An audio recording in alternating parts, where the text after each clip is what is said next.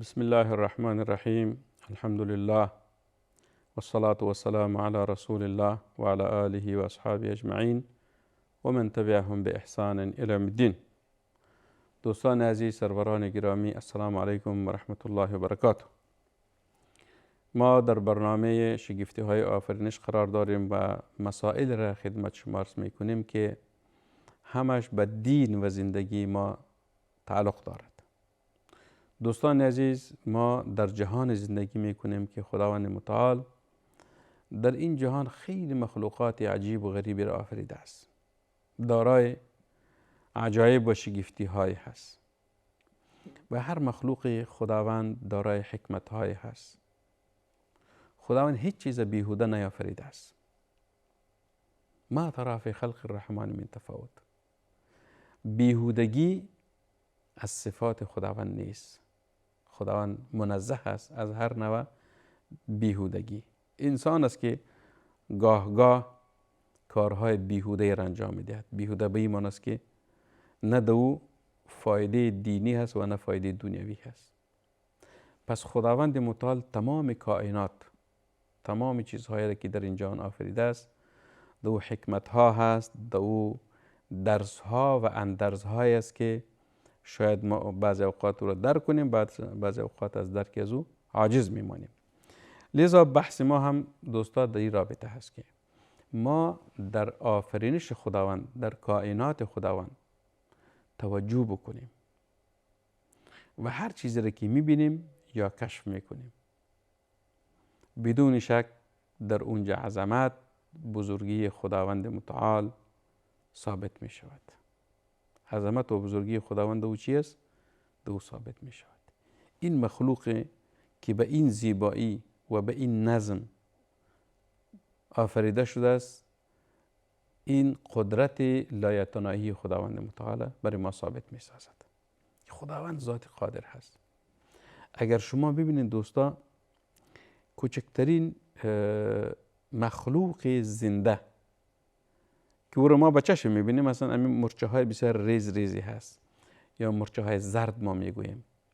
همین مرچه را بیاین یک روز شما فکر بکنین که این مرچه به بسیار شکل منظم حرکت میکند، میرود میآید، برای خود غذا تهیه میکند، زندگی دارد، خانه دارد، چوچه میدهد. این اگر جسم این مرچه را ما چی بکنیم، در اونجا فکر بکنیم که خداوند متعال در این جسمش چگونه شعور آفریده است و سیستم درونی این مخلوق چگونه هست. خداوند متعال چگونه به الهام نموده است که زندگی خدا به پیش برد، خورد و نوش باشد، خوب و بد را بشناسد. تمام زنده جان ها دوستا خوب و بد میشناسد. انسان به اساس عقل و غیر انسان، مثلا پرنده ها هست یا حیوانات هست یا حشرات هست، حیوانات بحری هست، حیوانات بری هست، اینها خوب و بد توسط شعور میشناسند. یکی عقل است، یکی شعور هست. خداوند متعال برای انسان ها عقل داده است که عقل سبب شناسایی خوب و بد هست، ولی به غیر انسان ها شعور داده است که اونها توسط شعور خوب و بد میشناسند. اگر شما مثلا یک الاغ ببینین، بالایش بار کردین و او در راه روان باشد، در پیشروی این الاغ یک چقوری یا حفره بزرگی باشد و یا مثلا آتش باشد، اگر هر قدر کوشش کنین که این الاغ به او طرف حرکت بده، نمی رود. این الاغ می داند که اگر طرف آتش برو می سوزم، اگر در این چقوری یا حفره ما به سوی حرکت کنم، دو پرتاب میشم، هلاک میشم. این به اساس چیز؟ به اساس شعور هست. لذا خداوند متعال در سوره بقره می فرماید در رابطه به منافقین: ولكن لا يشعرون، ولكن لا يشعرون و اذا قیل لهم لا تفسدوا في الارض قالوا انما نحن مصلحون الا انهم هم المفسدون ولكن لا يشعرون. وقتی که برای منافقین گفته میشد که فساد نکنین در روی زمین، اونها میگفتن نه خیر، ما فساد نمیکنیم، ما اصلاح میکنیم. خداوند متعال میگوید نه خیر، اونها فساد کننده ها هستن ولیکن شعور هم ندارن. کفار، منافقین، اونهایی که از دین خداوند منکر هستند، از ذات خداوند منکر هستند، خداوند متعال میگوید که هر زنده جان خالق خود را مشناسد جز کفار. این کفاری که از وجود خداوند منکر هستند، لذا خداوند متعال از اونها شعور هم نفی کرد. ولکن لا یشعرون. در آیه بعدی باز میفرماید ولکن لا یعلمون، علم ندارن. علم از ویژگی انسان هست و شعور که است عام هست، هم به انسان و هم به دیگر زنده جان ها چی می شود؟ مرتبط می شود. پس دوستان عزیز، هدف ما است که خداوند متعال در این جهان تمام کائناتی که آفریده است بدون حکمت نیست. در هر مخلوق خداوند چیز حکمت هایی هست. لذا ما در برنامه شگفتی های آفرینش خدمت شما همین مسائل عرض میکنیم. در قرآن عظیمشان خداوند متعال می فرماید در سوره ملک، اعوذ بالله من الشیطان الرجیم، الذی خلق 7 سماوات طباقا. خداوند ذاتی است که 7 آسمان آفریده است طبقه، یکی بالای دیگر. چیزی که در قرآن کریم بیشتر به او اشاره شده است دوستا، یکی زمین است و یکی آسمان هست.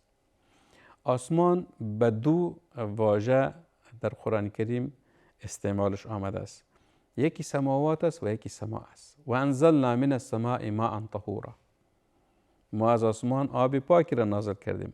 انزلنا من السماء، سما مفرد شد. در آیت خداوند متعال می فرماید که الذی خلق 7 سماوات، 7 سماوات یعنی 7 آسمان. سماوات جمع شد، سما مفرد شد، سماوات جمع شد. ولقد زینا السماء الدنیا بمصابیح، ما آسمان دنیا را زیبا ساختیم توسط چراغ ها. یعنی واژه سما و سماوات در قرآن کریم بیشتر ذکر شده است. و وقتی که سماوات ذکر می شود یا سما، در مقابلش ارض هست، زمین. زمین و آسمان ها، آسمان و زمین ها، آسمان و زمین، آسمان ها و زمین، زمین و آسمان ها، زمین و آسمان، یعنی به صیغه های مفرد و جمع. در اینجا که خداوند متعال فرمود که خداوند ذات است که 7 آسمان طبقه و طبقه آفریده است، این چی معنی دارد؟ امروز دانشمندان فضاشناس میگویند که طبقاتی که یکی مثلا عقیده ما مسلمان است که در جهان 7 آسمان وجود دارد. آسمان اولی است که او را سمای دنیا میگوید، بعض آسمان دومی، سومی، 4، 5، 6، 7. که این 7 آسمان رسول صلی الله علیه وسلم در شب معراج دید. در شب معراج وقتی که خداوند متعال پیامبر علیه السلام را این سفر برایش آماده ساخت که عروج بکند طرف 7 آسمان، پیامبر صلی الله علیه وسلم رفت. آسمان اولی بود، دومی بود. در آسمان اولی آدم علیه السلام بود، باز می قسم آسمان دوم، سوم. در هر آسمان پیغمبران مختلفی را دیدن. بعد از او بیت المعمور بود، سدرة المنتهی بود. بعد از او با خداوند متعال ملاقات کرد. این چی است؟ این بعد اعتقادی ما مسلمان ها هست. اما بعد علمی سماوات طباقه او هم چی است؟ همین آیت به او دلالت میکند. امروز دانشمندان فضاشناس چی میگوین؟ که همین ساحه که بین ما و آسمان در طبقات مختلف وجود دارد. طبقه اولی که نزدیکتر به زمین هست، این را طبقه اولی چی میگوین؟ آسمان میگوین. که در این طبقه حدود 16 کیلومتر هست. و در این طبقه آسمان که بالای ما انسان ها هست، پرنده ها زندگی میکنند. و در این طبقه اول چی است؟ تغییر و تبدیلی به وجود میاد. مثلا ابرها هست، هوا گرم می شود، هوا سرد می شود، باران می بارد، طوفان ها صورت می گیرد، تندبادها وزیده می شود. این چیزی در طبقه اول هست. در طبقه دوم آسمان چی است؟ او در اونجا ذرات گوگردی است که به صورت گاز وجود دارد. در طبقه دوم همین آسمان که نزدیکتر به زمین هست، در اونجا ذرات گوگردی است که به صورت گاز وجود دارد و این طبقه دوم سبب چی می شود؟ سبب ساختن ابرها و بارش بارانها صورت می گیرد. سبحان الله. همین طبقه دوم است که خداوند متعال این طبقه دوم که در اونجا یعنی گازها وجود دارد، همین گازها سبب چی می شود؟ سبب تشکیل یا ساختن ابرها می شود. وقتی که ابر ساخته شد، بعد از ابر باران می بارد طرف زمین. اگر این طبقه دوم نمی بود، ما انسان ها و زمین با خشکسالی روبرو می شد و خشکسالی سبب هلاکت انسان ها، حیوانات، پرنده ها، زمین و تمام زنده جان ها می شد. یعنی اگر آب نبارد در اونجا خشکسالی هست. مثلا اگر امروز هم شما شنیده باشین در بعضی کشورهای افریقایی یا در بعضی کشورهای آسیا چی است؟ مثلا ابر باران نمی بارد، در اونجا خشکسالی هست. خشکسالی که شد در اونجا نباتات نمی روید، در اونجا حیوانات تلف می شود، در اونجا انسان ها می میرد. آب بزرگترین نعمت هست. آب سبب حیات انسان ها هست. و جعلنا من الماء كل شيء حی. خداوند متعال می فرماید از آب ما هر چیز را زنده ساختیم. آب سبب زندگی شماست، آب سبب بقای شماست. پس طبقه دوم آسمان که در اونجا گاز وجود دارد و همین گازها سبب ساختن ابرها هست و ابرها سبب بارش و باران هست. ایره دانشمندان فضاشناس میگوین که طبقه دوم چیست؟ طبقه دوم آسمان هست. چیز دیگری که به نام لایه اوزون در همین طبقه است که پرده متشکل از اکسیژن 3 واحدی هست. این لایه اشعه فرابنفش را برای انسان بسیار خطرناک و کشنده چی کرده است؟ یعنی شمرده هست. این طبقه چی میکند؟ همون اشعه فرابنفش. اشعه فرابنفش چی میکند؟ که بسیار خطرناک است و کشنده است، این به خود جذب میکند. سبحان الله. آفتاب برای خود از خود اشعه را چی میکند؟ یعنی مفرستد به سوی زمین.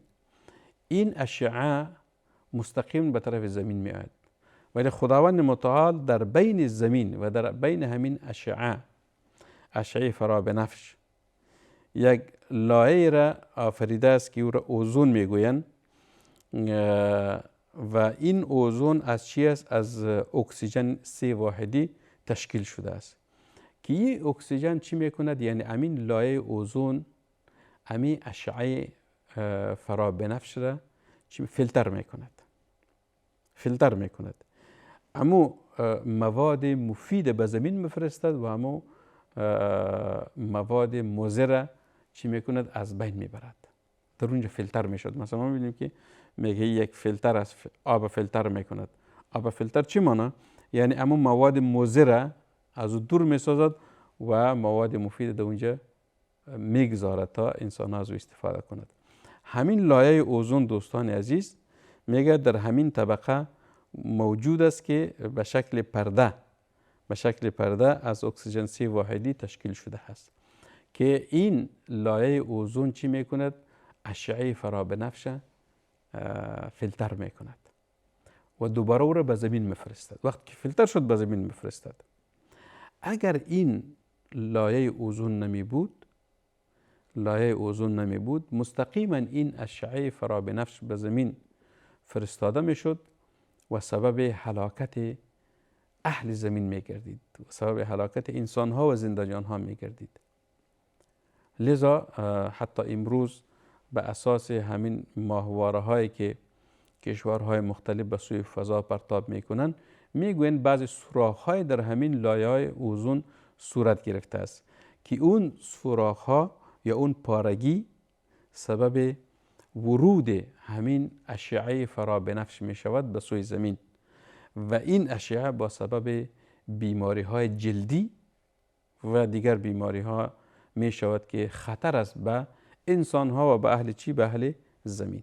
هم اهل زمین با خطر روبرو می سازند و هم دیگر زنده جان ها را با خطر زندگیشان روبرو می سازد. پس این اشعه از خورشید صادر می شود، اما لایه اوزون با آن اجازه عبور نمی دهد که به سوی زمین اونها چی بکنند؟ به سوی زمین حرکت بکنند، مگر مقدار بسیار اندکی که آن هم برای نابودی برخی میکروب های کشنده در بدن جانداران لازم است او را میفرستد. همین اشیاء سبحان الله، این حکمت های از دوستا ببینید که خداوند متعال چقدر نعمت های بزرگی را برای ما چی کرده است، در این جهان آفریده است که ما او را دیده میتونیم، بعضی اوقات دیده نمیتونیم، بعضی اوقات از دید از او عاجز هستیم، ولی هست. این مخلوقات خداوند متعال در این جهان آفریده است. ببینید وقتی که لایه اوزون این اشعه فرابنفش بعضش فیلتر میکنه، بعضش به زمین میفرستد. همین جزئی که به زمین فرستاده میشد بسیار یک جزء کوچکی هست، یک جزء اندکی هست و این اشعه وقتی که به زمین میآید به خاطر چیست؟ میگه به خاطر کشتن بعض میکروب ها می شود که اون میکروب ها سبب بیماری انسان ها و دیگر زنده جان ها می باشد. میکروب چی میکند؟ یعنی انسان بیمار می سازد. ولی خداوند متعال همین اشعه فرابنفش را که از اوزون به طرف زمین آمده است، این از همین لایه اوزون عبور میکند و به زمین می آید و هدف ارسال این اشعه به زمین چی است؟ میگه کشتن بعض میکروب هاست که سبب بیماری انسان ها میگردد. پس این حکمت بزرگی است دوستان عزیز که خداوند متعال این کائنات و این مخلوقات خرد و بزرگی را برای ما آفریده است تا ما انسان ها عظمت و بزرگی خالق بشناسیم و به خداوند متعال ایمان بیاوریم و عقیده خود را راسخ بسازیم و به طاعت و بندگی خالق این جهان ما بپردازیم. و صلی الله و سلم و بارک علی سیدنا و نبینا محمد صلی الله علیه و سلم.